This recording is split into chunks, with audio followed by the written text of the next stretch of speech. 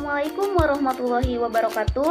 Nama saya Rida Samrotul Puada dari PAI 3C dengan NPM 19033643. Pada video kali ini, saya akan memaparkan solusi untuk menghadapi dinamika zaman atau yang disebut dengan era globalisasi pada pendidikan Islam.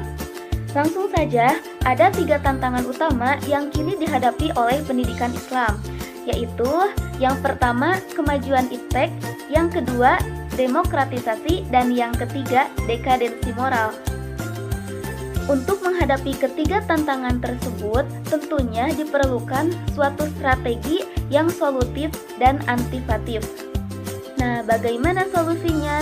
Langsung saja, yang pertama, solusi menghadapi kemajuan iptek.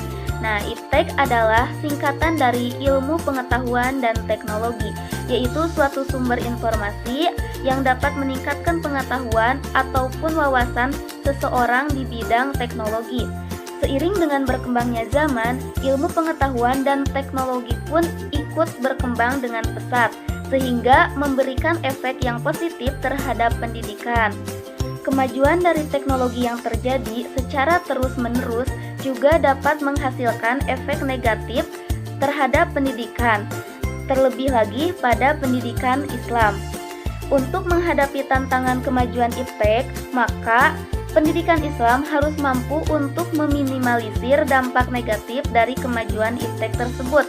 Nah, diantaranya dengan cara perbaikan kembali konsep dan sistem pendidikan yang ada.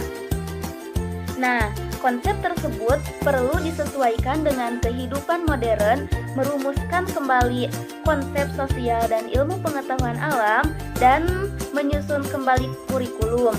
Selain itu, para pendidik perlu dilatih kembali sehingga mereka mampu untuk menanamkan nilai-nilai serta mengembangkan kemampuan intelektual dengan metode pengajaran yang efektif. Dengan demikian, pendidikan Islam akan menjadi pendidikan yang sejati. Pendidikan Islam mengarahkan manusia untuk mampu membedakan dan memilih kebenaran. Andaikan ada penyalahgunaan iptek, maka pendidikan Islam mengharuskan umat Islam untuk menghindarinya dan memperbaiki serta mencegah penyalahgunaan kembali. Tantangan pendidikan Islam yang kedua yaitu demokratisasi. Nah, bagaimana solusi untuk menghadapi tantangan demokratisasi tersebut? Nah, dalam pengembangan masyarakat yang demokratis diperlukan pendidikan, terutama pendidikan Islam. Pendidikan yang bersifat demokratis harus mampu berpartisipasi dalam kehidupan masyarakat dan mampu mempengaruhi pengambilan keputusan kebijakan publik. Dengan kata lain, pendidikan harus mampu menanamkan kesadaran dan memberi pengetahuan akan peran warga dalam masyarakat demokratis. Ada 3 aspek yang perlu diperhatikan. Yang pertama, regulasi, yang kedua, profesional, dan yang ketiga, manajemen. Nah, sehingga para peserta didik dapat menemukan jati dirinya dan bertindak sesuai dengan dirinya sendiri, dapat mengembangkan bakatnya, mampu mengambil keputusan secara rasional untuk kepentingan pribadi, keluarganya, dan masyarakat. Pendidikan Islam sangat diperlukan, yaitu untuk membangun masyarakat yang demokratis, agar kedepannya masyarakat tidak hanya sekedar mampu membaca, menulis, serta berhitung, akan tetapi mampu memahami fungsi pemerintah yang demokratis dan sesuai dengan konstitusi. Tantangan pendidikan Islam yang ketiga yaitu dekadensi moral. Nah, bagaimana solusi menghadapi dekadensi moral tersebut? Di era globalisasi saat ini, banyak budaya dari luar, baik itu yang positif atau yang negatif, masuk ke negeri kita ini.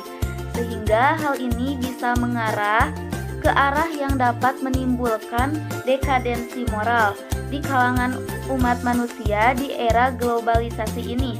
Dekadensi moral dimulai dari hal yang kecil, mulai dari mengikuti budaya luar, mengikuti cara berbicara, cara berpakaian, dan lain sebagainya.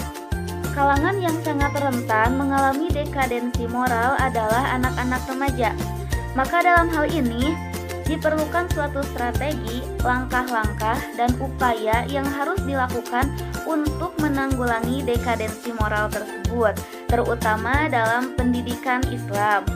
Pendidikan Islam merupakan suatu proses untuk membentuk manusia yang berkepribadian sesuai dengan aturan ajaran agama Islam.